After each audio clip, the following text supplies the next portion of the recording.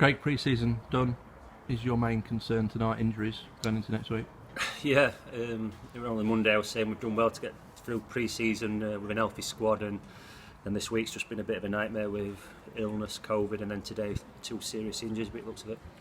Yeah, Jay Rollins, no sooner was he on, he was off, and then Scott Duxbury, a pretty innocuous looking fall, but I've just seen the photograph and his foot seemed to get trapped right under him. Yeah, I was right behind it. As soon as he did it, I knew it'd be a bad one. I've seen them a lot over the years, and once your foot's trapped underneath like that, it's usually ligament damage, and it looks like the case.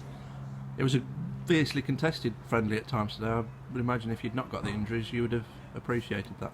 Yeah, I mean, good game. We've had some good tests over pre-season, to be honest with you, and obviously they're one of the fancy teams in the league above, so it challenged us and enjoyed the game. Looked like a typical Paul Hurst side, really well organised, and they won't give too many goals away. Yeah, I mean, obviously, so they should be. Obviously, they're one of the favourites. I'm sure they've got a decent wage bill for that league as well, so good luck to them. I'm sure they'll do well. But yeah, it's move on to the real stuff now next week. Did you see what you wanted attacking wise today? Yeah, I mean, we created enough chances again.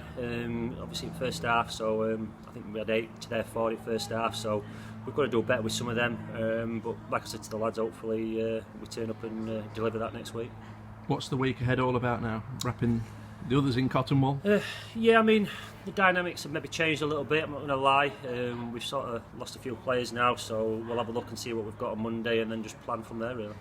And Duxbury really a specialist position, so that could be a blow for you.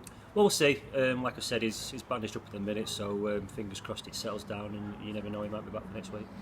George Sykes-Kenworthy is signed. Does he come in on a par with Pete Crook? Yeah, I mean, we need competition throughout the squad, and as we know with COVID as well, and we need cover, so it's important to get 2 keepers in. Good young lad, obviously with a lot of potential, so the opportunity is there for him to go on and do well. And he made some good saves at the end when Grimsby looked like they might get a second or third. He did well, he did really well in the second half. His kicking's good. He made some good saves, like you said, so like I said, he's going to be competing with Pete now, and we'll see what happens. And he, like Keenan Ferguson, young players who you can potentially develop over the next year.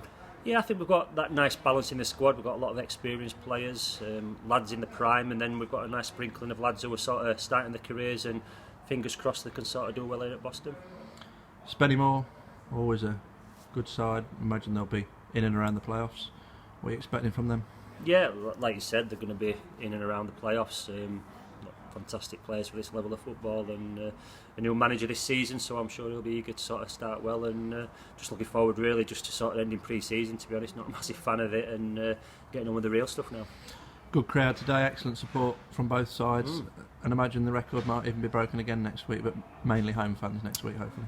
I hope so, yeah. I mean, pre-season is what it is. Like I said, we've got some good sort of pre-season games, but you can't beat the real stuff, and hopefully they can come next week, the fans in the numbers and supporters, and be loud and get this place rocking really.